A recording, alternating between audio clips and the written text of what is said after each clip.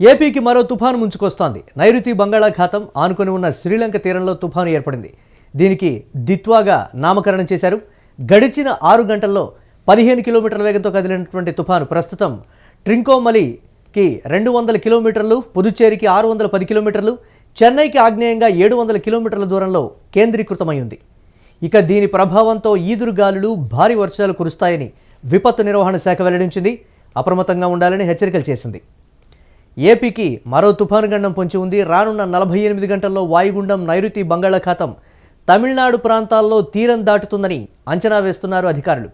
దక్షిణ కోస్తా, రాయలసీమ ప్రాంతాల్లో 24 గంటల్లో ఈదురుగాలులు కొనసాగే అవకాశం ఉందని వాతావరణ శాఖ అధికారులు చెప్పారు.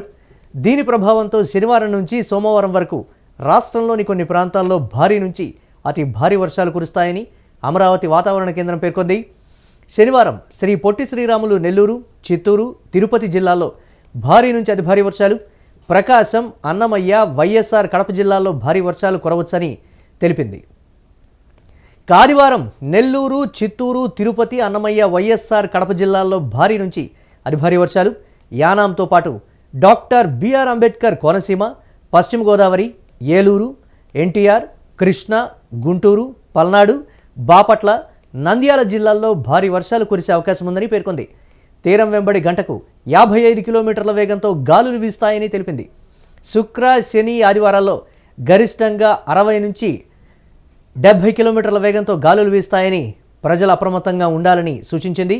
సముద్రం అలజడిగా మారనున్న నేపథ్యంలో ఆదివారం వరకు మత్స్యకారులెవరూ వేటకు వెళ్లరాదని హెచ్చరించింది.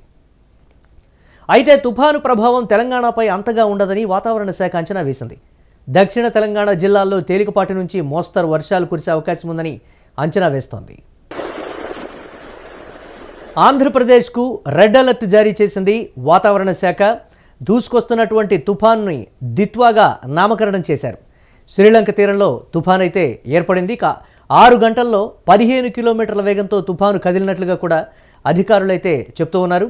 పుదుచ్చేరికి 610 కిలోమీటర్లు, చెన్నైకి ఆగ్నేయంగా 700 కిలోమీటర్ల దూరంలో అయితే ఈ తుఫాను కేంద్రీకృతమై ఉందని అధికారులు చెప్పారు.